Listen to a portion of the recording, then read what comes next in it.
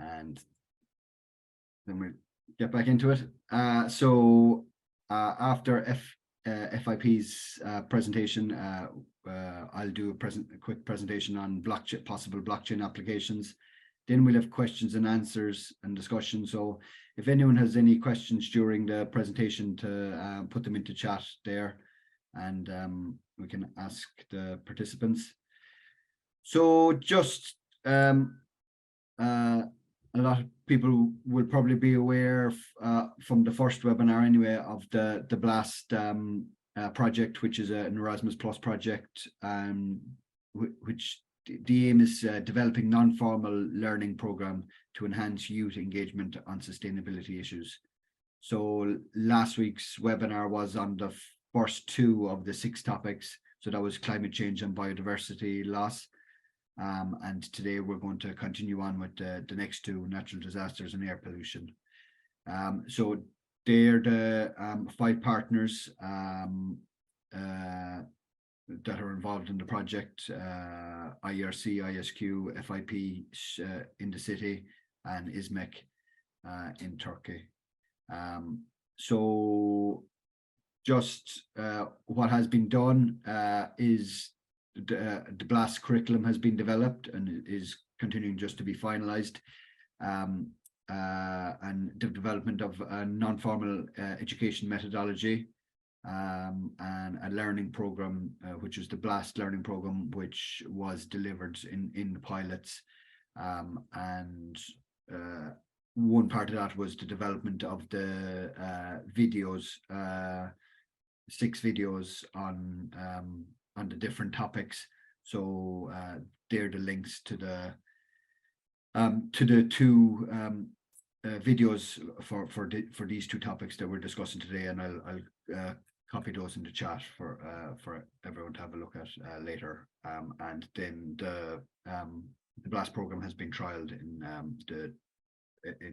3 countries: Ireland, Portugal, and Turkey.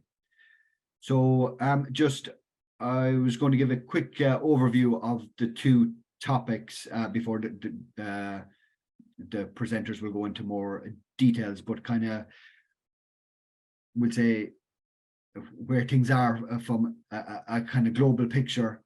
And I pulled together a list of some of the natural disasters in 2022, and there's a table there, and I suppose it's difficult to classify the most destructive natural disasters in any year or in any time, and one way that they're being classified, some of it is the deadliest, which is the highest loss of human life in the natural disaster, and then another way that it's quantified is the costliest. And I suppose they're not there mightn't necessarily be too much of an overlap between those 2 different ways of classifying.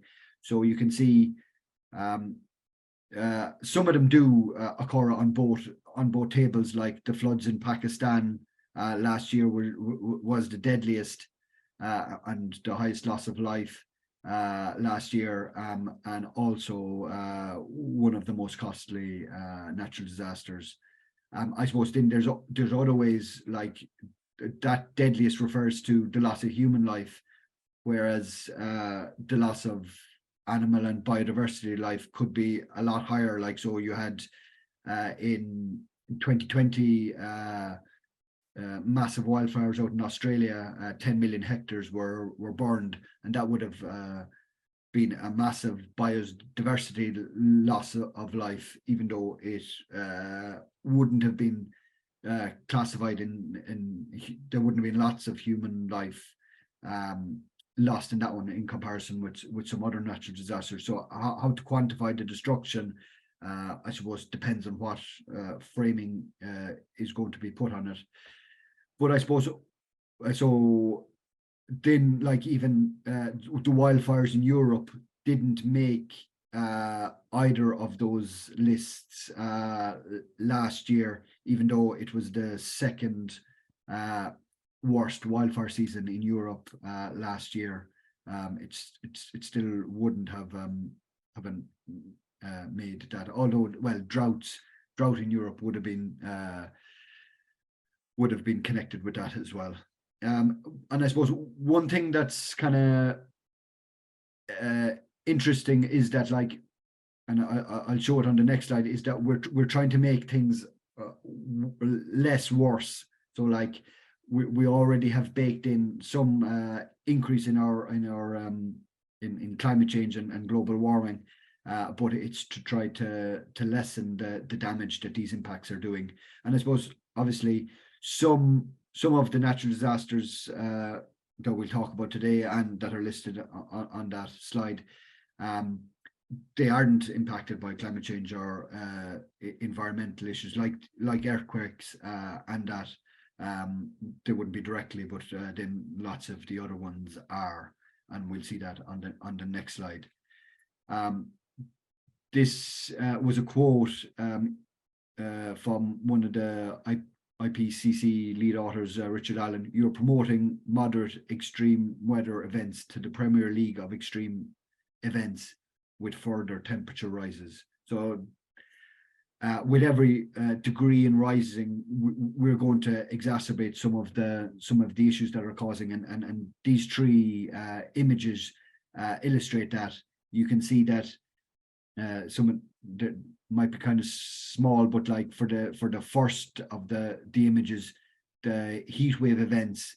So you might have had a once a decade event historically, but you can see that goes up to, with 2 degrees change, you have a 5.6 times more chance that you're going to have once a decade heat events, so that they happen so much more frequently.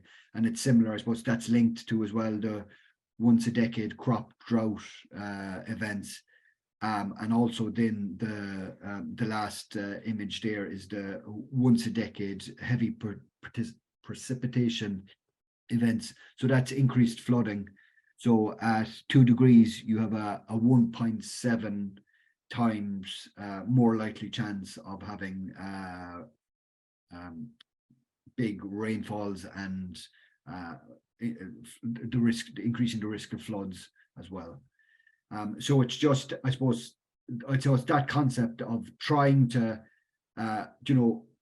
we have baked in some of these changes that are going to happen. We're on the path to 1.5 degrees, and it's a matter of how quickly we're going to get to that.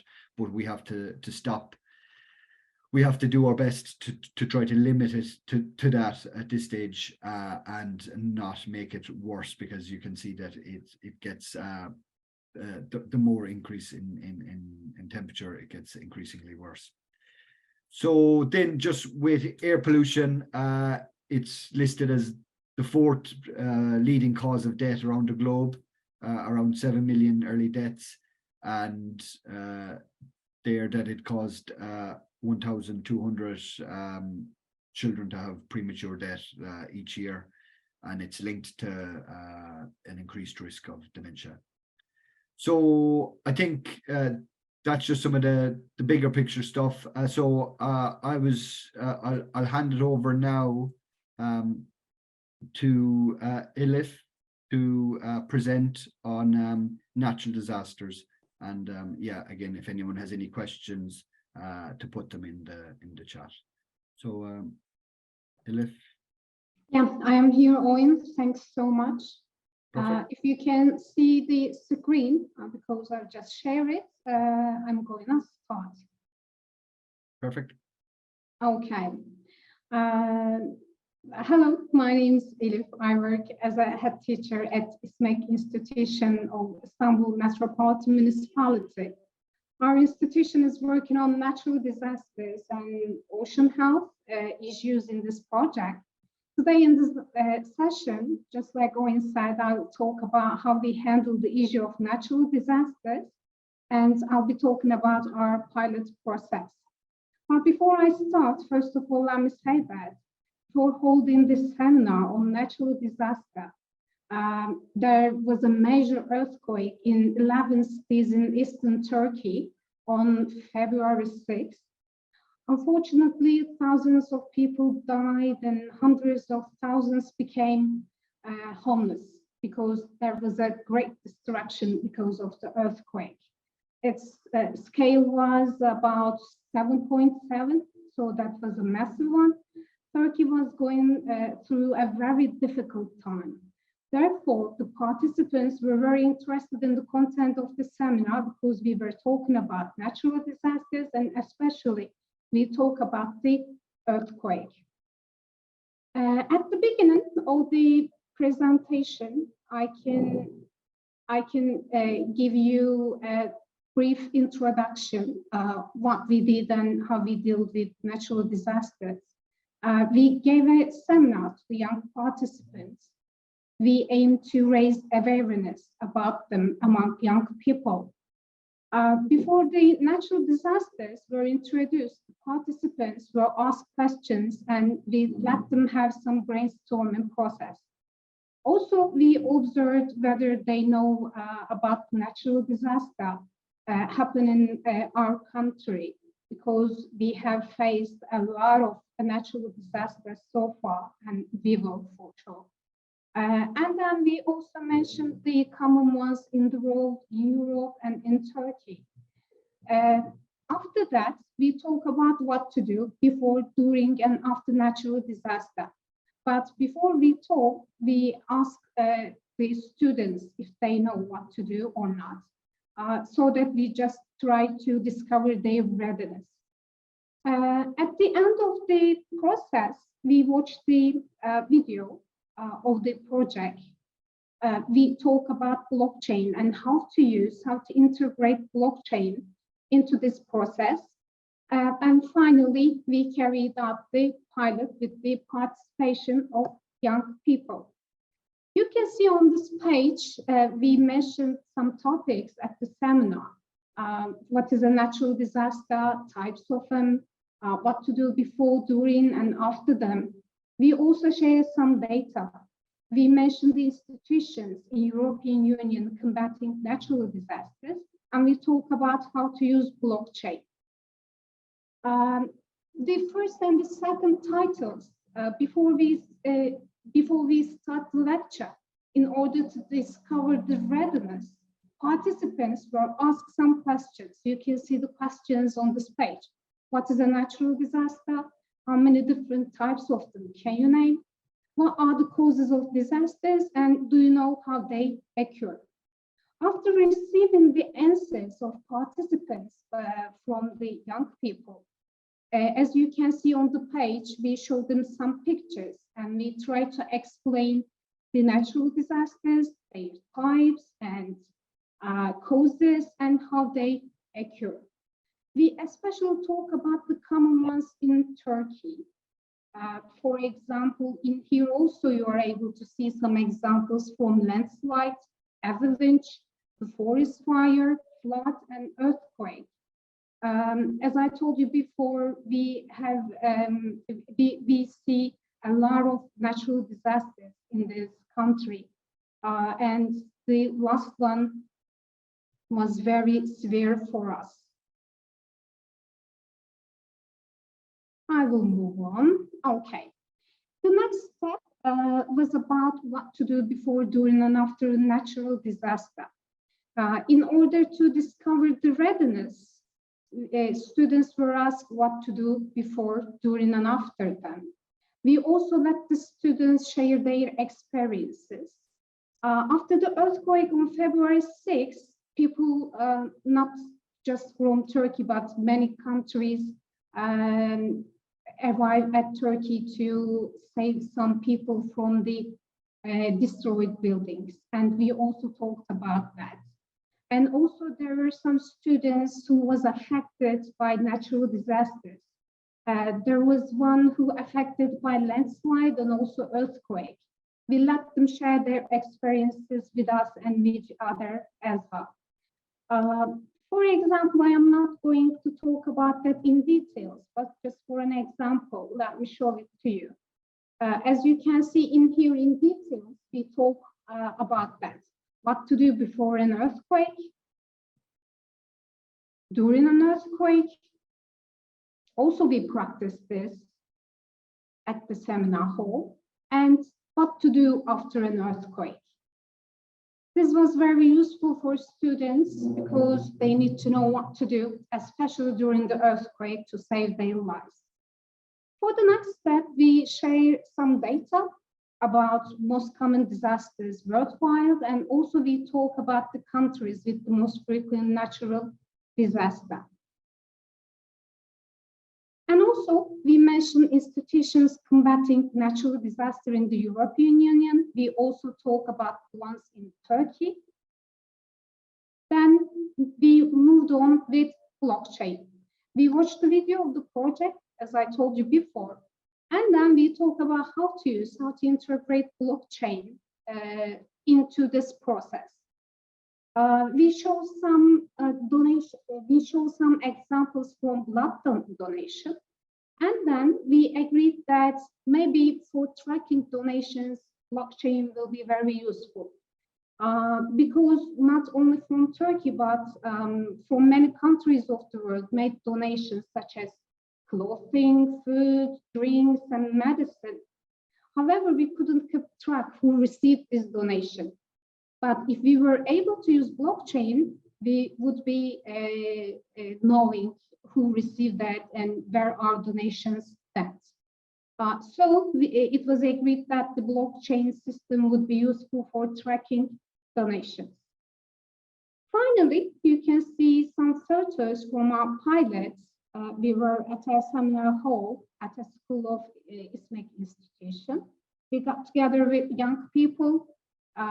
We talked about natural disasters and what to do before and during and after them, types and what is it, how do they occur. After the pilots, I will talk about the achievements we target with the pilot process. After the process and after the pilot, students were able to know the concept of natural disaster. They learned the causes and effects. They also know what to do before, during, and after natural disaster, but especially earthquake. And then they were able to talk about some applications to reduce the effects. And also, they were able to name some institutions dealing with natural disaster in both in the world and Turkey. Also, they were able to talk about the risk reduction strategy and campaigns about that. So this is what we did when it comes to natural disaster. It was really sad for us to talk about that because we were going through a very difficult time. But also it was very useful because students got some benefit from the pilots and from the seminar. They were informed about what to do and what can be done, and what can they do in the future. So I just finished that. Thanks a million, Elif. That was very interesting and insightful. Yeah, when the BLAST project was over in Istanbul last summer, and we had a presentation and training event regarding that, the natural disasters part of the program, and it was interesting to hear about that presentation was focused on the Istanbul earthquake, the previous one. So it was unfortunate, and that there's a more recent experience since then, kind of. But I suppose because coming from Ireland, we wouldn't think of we say the dangers of earthquakes and that. So it was it was interesting to put yourself in that mind frame where you had to have to think about that. So like this is the kind of thing of thinking about natural disasters which we don't usually have to think about, and they will be country specific and that, but then there is also natural disasters that are changing the locations of where they are exactly. Like there was cyclones happening down in the southern part of Africa that wouldn't have any historical experience of that, or you have hurricanes kind of edging towards Ireland where it wouldn't have been hit before. So some of these will change kind of. So that was all very interesting, and I think we'll come back with some questions after. So thanks a million for your presentation. Maybe I'll move on to Sarah now, and Sarah's going to talk on air pollution and the lessons from the pilot. So Sarah, from Future in Perspective, take it away. Thanks, Owen. Hi everyone, good afternoon. Some of you might have attended the session last week, the webinar last week, but if not, my name is Sarah Keegan. I'm one of the company directors of Future in Perspective, and we are the second tier partner, if you like, in Ireland in the BLAST project. We were responsible for developing the learning units, learning unit 3 on biodiversity loss, and I presented last week on the lessons from our piloting. If you missed that, the video will shortly be uploaded to our website, so you can catch up on that. And the second learning unit that we developed was air pollution. Excuse me. So I'll start first of all just with a little overview of what air pollution is. It's probably fairly self-explanatory. So it is the presence of harmful substances that we breathe that has negative impact on our health and also on the environment. So related to our health, obviously if we breathe in polluted air, then it can cause difficulties such as respiratory disease, heart disease, stroke, and even cancers. So exposure to polluted air over a continuous period of time can have long-term health impacts. And there are different types, obviously, of air pollution, or different factors or causes of air pollution. So we have air pollution from natural sources, such as wildfires, as Owen mentioned, and also volcanic eruptions. But those tend to be more localized. So they very rarely impact a larger, like a global geographic space. But human activities are the kind of the global factors that cause air pollution on a global scale. So first of all, I'm just going to talk to you a little bit about the different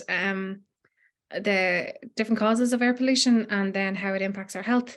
And then I'll run through a little bit about how we piloted this module in Ireland, and then some of the things that we did that we would consider best practices in setting up our piloting, and then some lessons that we learned that we could pass on to you in case you're interested in piloting this yourself. So as I mentioned, there's two types of main causes of air pollution. There's natural causes, which would be your wildfires or volcanic eruptions. But then there's human causes, and these can generally be classified into 4 different areas. So we have related to transportation. So obviously vehicles, especially those that run on diesel fuel, emitting harmful gases. In industry, industrial processes release a range of pollutants, including sulfur dioxide, nitrogen oxides, and volatile organic compounds. Power generation, so especially from coal-fired power plants, they also release large amounts of pollutants in the air. And then lastly, and possibly most relevant to where we are here in rural Ireland, agricultural activities. So the use of fertilizers and pesticides can also contribute to air pollution. I just explain where we're based in Ireland is in County Cavan. Those of you who are not from Ireland, who've probably never heard of it, it's quite a remote area in the North Midlands. It's largely agricultural. We're one of the largest pig farming nation or regions in the country, and most of the industry is related to agriculture or the provision of services to agriculture. But interestingly, when we piloted this module in the school where we delivered it, they were aware of air pollution. The students were aware of air pollution and the air quality index, but felt that because we are surrounded by green fields and wide open spaces and there's not a lot of traffic or congestion here, that in some ways it didn't really apply to them. So it was interesting in some of the activities that I'll present later on, we asked them to do research on air pollution in their own community and in their locality. And the issue of agriculture and how it pollutes the air came up, and there was kind of interesting talks and debates on that, because many of the students were also from farming families, so it was something that we had to kind of mind and navigate, but it raised some issues for them as well, and some new things that they learned, which was quite interesting. So teaching about air pollution in Ireland, one thing that we did to prepare for our piloting, because this time it was delivered in a school.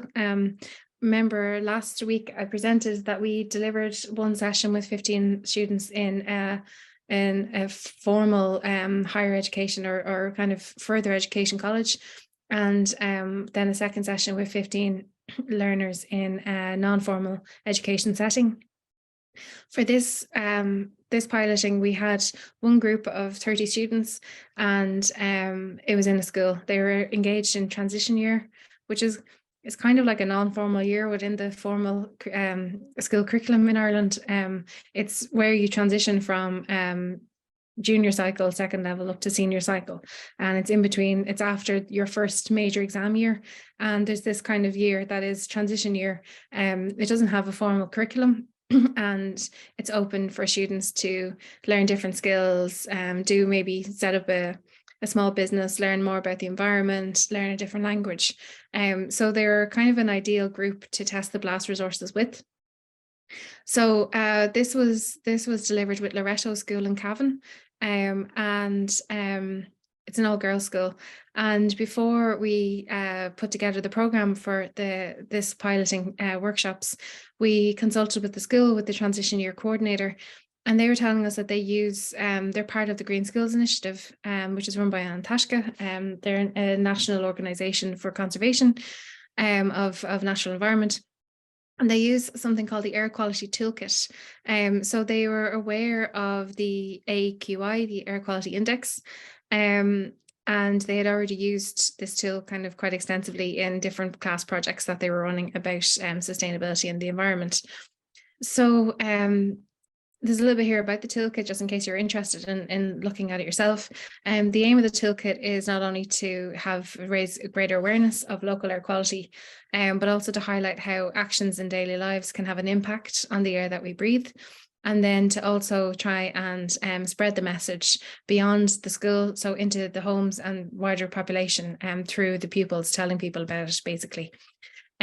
So we then decided to change around our lesson plan a little bit, because we have in one of the days of the BLAST learning unit on air pollution, there's a whole day dedicated to learning about the Air Quality Index, completing some online modules, watching a video, doing a quiz. So that was really taken out because it's already content that was covered through the use of this Air Quality Toolkit in the school. But for other contexts where the Air Quality Toolkit is not used, it is fully relevant to be able to use that, to have that day dedicated to the Air Quality Index.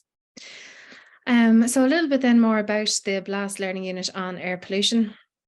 Our unit on air pollution is the 5th learning unit in the BLAST training program for young people.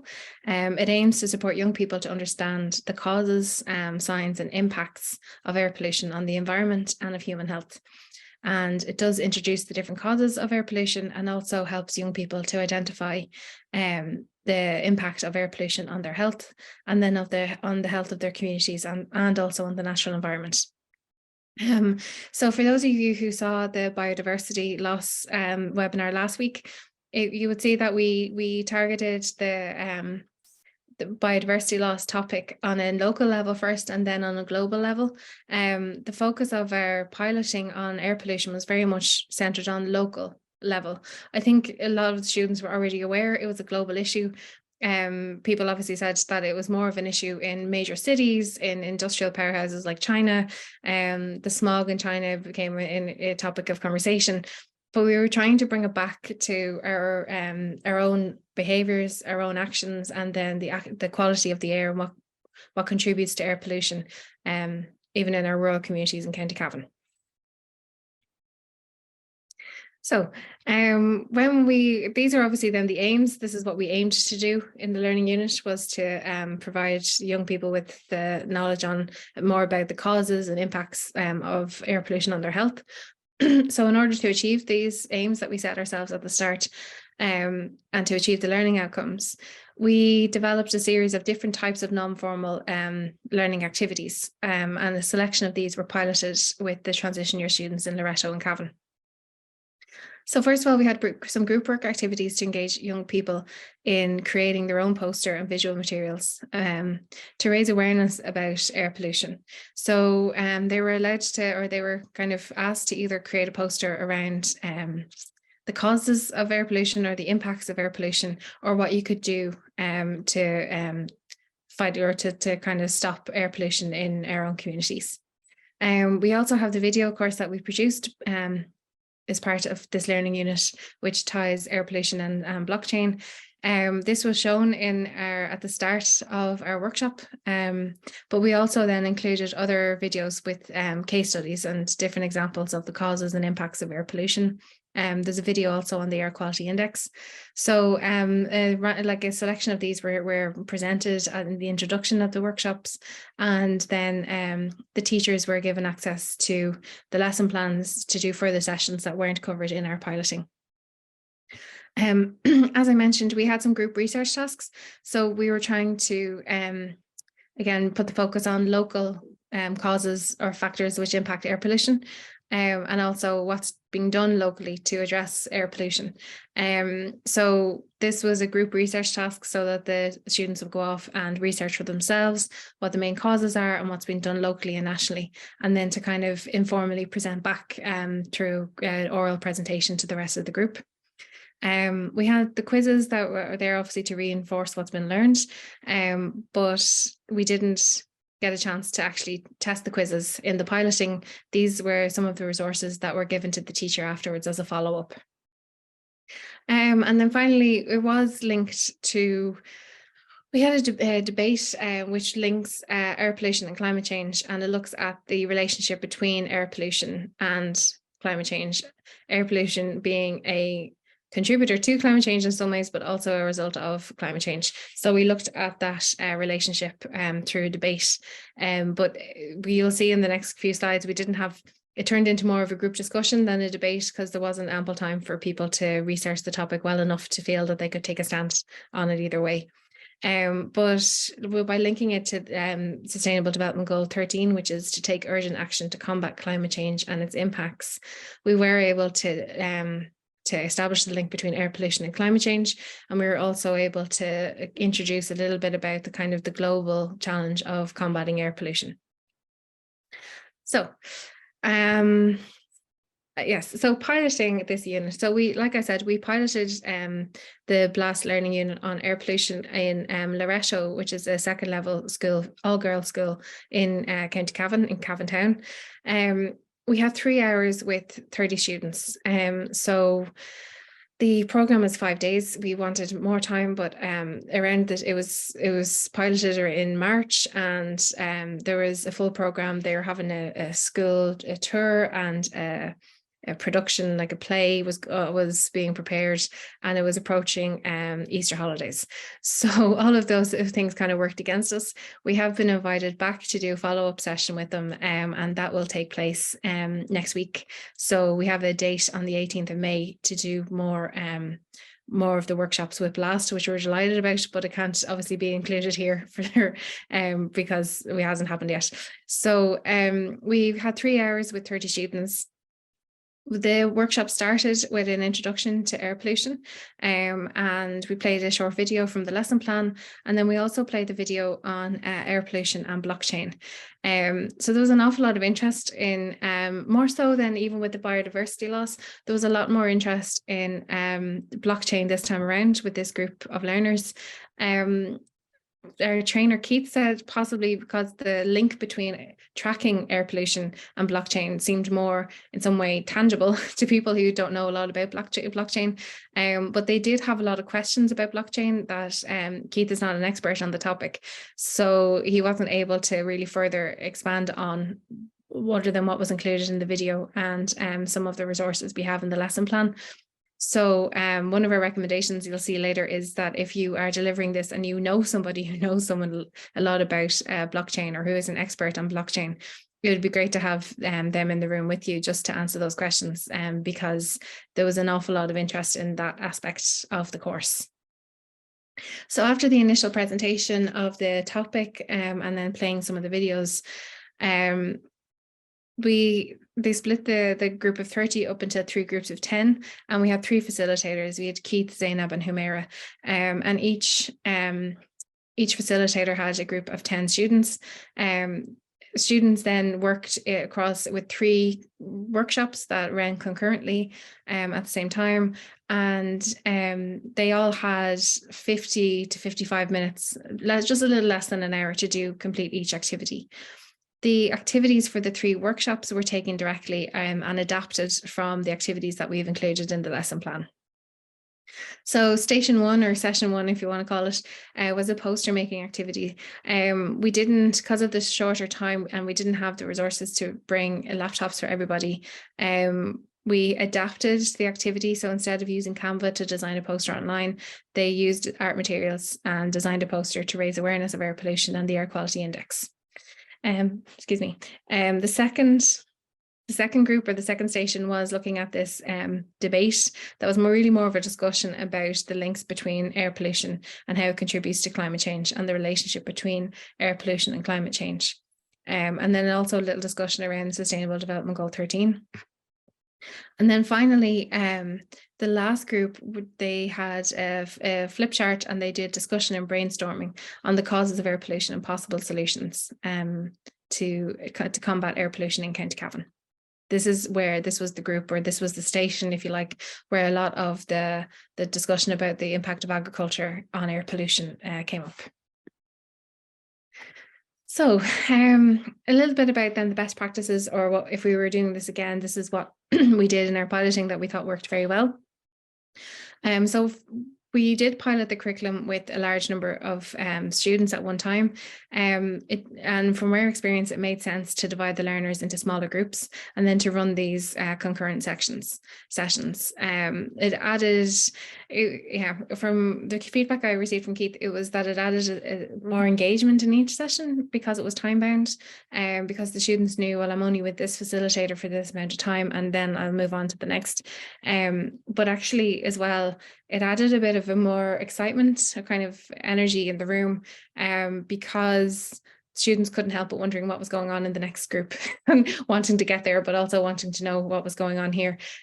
So there was kind of almost like a competitive air by having the sessions running at the same time. However, for saying that, we maximized the time that we had, and we did the best effort or job of piloting the BLAST curriculum, or the learning unit on air pollution within the time constraints that we had. It would have been obviously much nicer to have 3 to 4 days to do the whole program. The group were very active and animated and very interested in the topic. It would have been really nice, for example, to be able to host the debate and maybe leave or assign the research tasks to go along to prepare for the debate as a homework task. So if you do have access to students in the school and you're delivering the air pollution module, this is what one recommendation we would have, is to give the research task as a small group activity, as a homework online collaborative kind of activity to do in the evenings, and then prepare the debate around the link between air pollution and climate change, because they wanted to go further with it, but we didn't have the access to them again until the 18th of May. So it's very difficult to try and have a debate when you only have like 45 minutes to do everything, to have everything set up, and there's no time for the students to actually research it first themselves. So then obviously just a general kind of best practice is that students tend to learn better when they're engaged in hands-on activities. So there was high levels of engagement among the students in each session, but especially around the discussion for the debate, the adapted debate activity or station that was particularly active, and also the poster making the poster making session, which did turn a little bit competitive. But yeah, students would have liked to learn more about blockchain. So if we had have known this in advance, we could have preempted this and maybe try and find someone who knew a little bit more about blockchain than we did. So if you have access to an expert, we would say to bring them along to deliver the session, especially on air pollution. It didn't really come up so much on the session in biodiversity loss, but in the session on air pollution, like I said, just the link with blockchain seems a little more tangible maybe. And there was definitely more questions there than we were able to answer on the day. So finally, my lessons learned. So young people in Ireland, like I said, already aware of the Air Quality Index. So the module on the Air Quality Index was already known to them pretty much. It might have been useful for other learners in different schools who maybe weren't part of the Green Flags Initiative, which is a national programme to promote sustainability in schools. And in other countries maybe where it's not included in the curriculum, or with other class groups. So transition year students kind of had time to learn about it and to do some projects around sustainability through Green Flags. So it's still relevant, but maybe in different contexts than where we piloted it here in Ireland. They really wanted to use Canva and the debate, but like I said, more time was needed. And then they showed a lot more interest in how to measure and improve air quality in their communities. So this was in the feedback session at the end of all the workshops. They were kind of, I wouldn't say worried, but they were very aware of the health impacts of air pollution. And I guess coming out of the session, it was more about, well, what can we do and what action can we take to be ready to protect ourselves and our families from the health impacts of air pollution. So they were committed like there to learning about how they could improve it, but they also kind of wanted like a next steps. So this is something that we'll cover with them in the follow-up session we have on the 18th of May. And that's all for me. Thank you very much for your attention. Cool. Thanks a million, Sarah. That was really interesting, and I know it brought up a lot of questions and I know thoughts in my mind anyway. Which I suppose maybe we'll go into after the short blockchain presentation. But I do remember that we did a trial of it when we were over in Istanbul last summer, and that Canva, designing the poster on Canva, it turned a bit competitive as well there, kind of like, you know. But also very interesting because like other skills are being learned along with the topic. So I thought it was a really good method of doing it, and I can see I found it very useful. I wouldn't have used Canva that much, but that you're learning that along with kind of trying to focus in on the different aspects of air pollution. So I thought that was really good when I was trying it. Yeah, and one thing, like Canva is kind of a great leveler, you know, so you don't have to really have an awful lot of artistic skills to be able to make something nice in Canva, because they have nice templates and things as well. So that's why it was included in the lesson plan. It's just they didn't have the infrastructure, the access to technology. If we had access to like the computer labs for the test for that session, it would have been easier to do it. But yeah, the poster making was still nice, and it still got the idea across of taking the main information points, simulating it down, and then presenting it, you know. But yeah, the Canva is definitely a better way to do it, I would say, is through Canva. Cool. Yeah, and I suppose that's a thing to kind of, if other skills can be taught along with the primary information, it's great because then even kids who mightn't be primarily interested in that are learning something new as well. Yeah, exactly. Yeah. Cool. So I'll just do a small bit on blockchain, and then we'll come back for some questions. Have I closed my sorry, I'll just find it.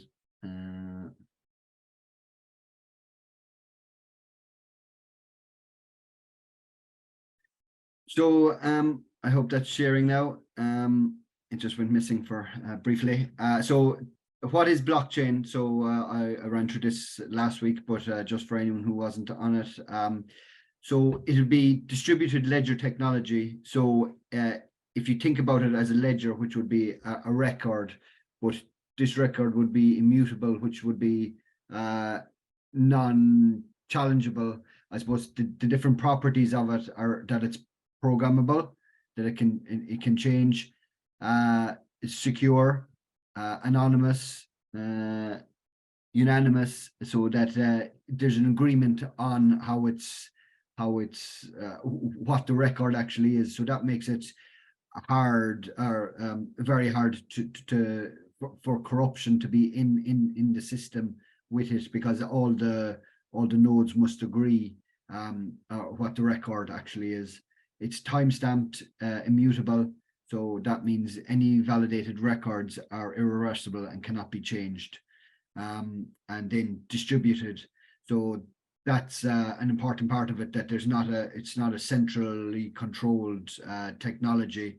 That it doesn't have to be anyway. Kind of, you can have different varieties of it, of blockchain, whether it's a public one or a private one, but that it doesn't have to have a central controlling authority on it. So yeah, again, some of the key properties are that it's decentralized, peer-to-peer, so that it can be, I suppose it has been used a lot in finance, and it's kind of to move it away from that to actual other applications, and that's what we're discussing here with biodiversity and climate change last week, and now these topics, so, and distributed. So I suppose just some of the possible uses for natural disasters. So I suppose when natural disasters happen, it can be, we'd say, the aftermath, how to get supplies and aid to areas can be very disjointed, and they obviously happen kind of unorganized. So to try to get a bit of we say control, and I suppose one of the main benefits of blockchain is that the transparency about it, and that it can be used to make corruption less likely in it, if it can be viewed where the supplies are going, who they're going to, and that then that distribution can be seen and tracked, and that. So like one of the main, would say, possible benefits of where blockchain could be useful is where corruption could be a big issue, and where transparency would add a lot to it. And obviously in a chaotic situation like a natural disaster response, that could be very would be very useful if that was possible. So then you have identity tracking, tracking communications, so smart contracts as well. There could be like contracts. So we saw that during COVID times, kind of contracts coming up, and I suppose just the logistics on getting contracts, and that it wasn't very clear and transparent what was being done on to try to get different supplies, and that there was a bit of a rush of supplies. So like this transparency could be useful in topics like that as well. So then there's just increasing trust. So there's I have a slide on each of those. I suppose then if we were to go on some of the air pollution ones, I suppose some things that Sarah's presentation brought up were like that now there is mechanisms to track air pollution very locally, and that so like it could be in Cork City, they have that you can view at different locations where the air pollution is different, and for traffic related air pollution, that can be very important, because if you're cycling down one area, one road could have a lot higher air pollution than the adjoining road that you could choose as well. So kind of marking out pathways where that can happen. Now that doesn't necessarily have to be with blockchain and that, but again, it would be possible to do it with that kind of, you know. I suppose there probably wouldn't be loads of incentive for corruption on those air pollution sensors to change that. But in some cases there could be, obviously, with we'd say the big polluters and, you know, power stations and stuff like that their emissions would be pretty transparent, and you could see at any time what the air pollution would be like, because air pollution can vary a lot, depends on the type of day. If it's a windy day, the air pollution will be dispersed a lot quicker and that. So I suppose this would be some cases where low emission zones could be introduced, and then how you'd track and tackle cars driving to that area and the related air pollution scenarios. So I suppose I'll come back. So the last, I'll just quickly now, because we are coming towards the end, just to highlight the future BLAST events. So next week's there's a webinar on ocean health and water scarcity. So again, ISMEC are doing ocean health, and ISQ from Portugal will be doing a talk on water scarcity. And then we're having the closing conference for the BLAST project in Tyndall on the 27th of June. I might just go back to the two presenters, and I don't know if there's if there's questions. I suppose I'd have questions for Sarah, and would say there is some learning coming from already on the air quality or air pollution with the Untashka's training, and I suppose do you feel that this added a lot to what was there as well? And I suppose then focused on agriculture, is that not there already? And that's all, I suppose. Do you have any thoughts on that? Yeah, so it did. They moved on, I guess, a little bit from introducing what the air quality index was, because it was already known to the students, and they had already done some different kind of like experiments and things like that, or using it, or different classwork activities. What they mentioned was that the teacher was happy with that they had access now to the module and the video and the online quiz to kind of build on what they had already covered in the class, but I suppose they just used the session that they had to do more, maybe of the more active or kind of creative activities like the poster making and the discussions and debate and stuff.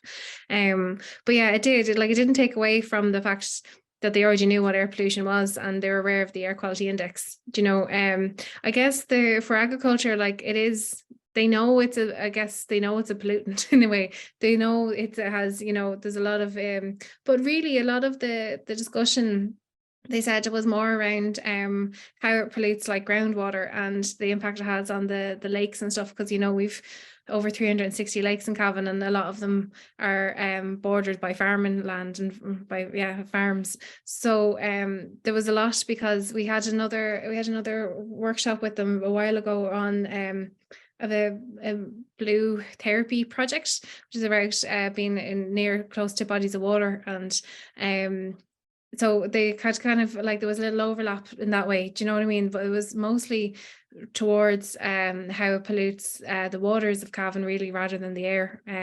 But yeah, so it was, from what I gathered, some of the students were from farming families, and it was like, you know, it's not the farmers. it's industry, and it's, you know, so that was kind of the not funny because it's not, but you know, that was the kind of the tension that was in the group around it. There's some, obviously, young people we know are really well educated on sustainability issues, but when you have the finger of accusation pointing at your family as the one who's causing the issue. It didn't go down very well. So yeah, but it was good to see the both perspectives, I suppose, as well in the group that was there, and to see from both sides. But I would say it definitely raised a little bit more awareness about how agriculture contributes to it during the session. Yeah, and I suppose it was interesting. I suppose we need to, because some of these topics are so big, like climate change, and you have to bring it back to what you can do and why it's relevant to you, kind of, so it's the same as my thinking of it. Cycling in the city is like that, changing routes, because I hate being stuck beside a lorry that's taking off and stuff like that, so Yeah. it is that, and so it's kind of like, to, I suppose, and it's incremental increases on these things, but making more awareness, because there is some things that even if you're going to do it, that you do it at different times and stuff like that. I got driven out of my field because of pesticides use last year, kind of, and it was just like, well, I wouldn't agree with it generally, but like, if you're going to do it, you could do it at a time when it wasn't going to discommode other people as well, kind of like, Yeah. So maybe Elif, I suppose it's some thoughts I'd have, like, would there be, you were saying that the recognition of, on earthquakes and that was at a high at that time anyway, but like, would there be kind of formal training anyway, or on both this topic and on the wider sustainability topics, like, already in the programs? Yes, we had that already in the programs. Actually, we didn't talk about on the earthquake, but the common ones happened in Turkey, like landslide, avalanche, and forest fire. And of course, the major one was earthquake.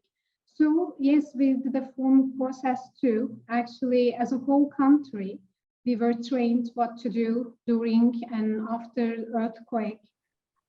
So that was a formal training as well in the institution of İSMEK, because İSMEK is an institution by Istanbul Metropolitan Municipality. So all the municipality train the people live in Istanbul, because Istanbul is a very risky place to live.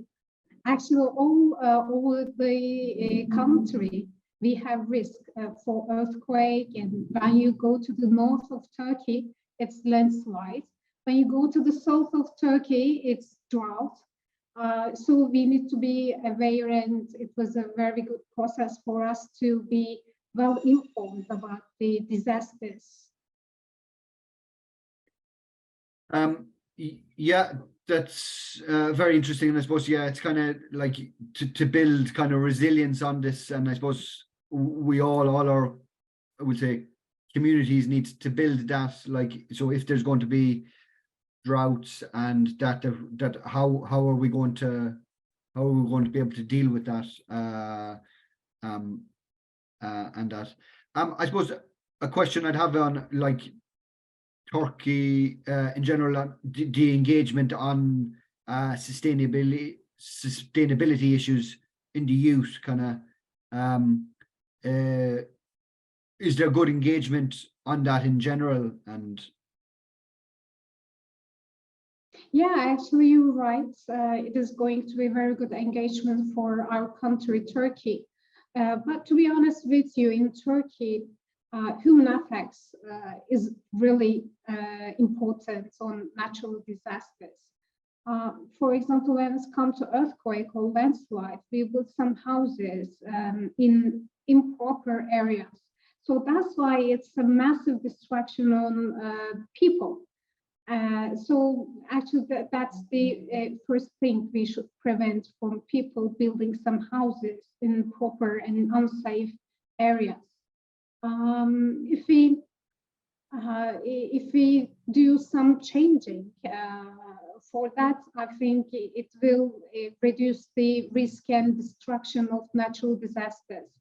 So actually, humans forget how to live with the nature. I think that's the most important factor about it, is that we need to learn how to live with the nature, but we just try to live against the nature, which is improper for us.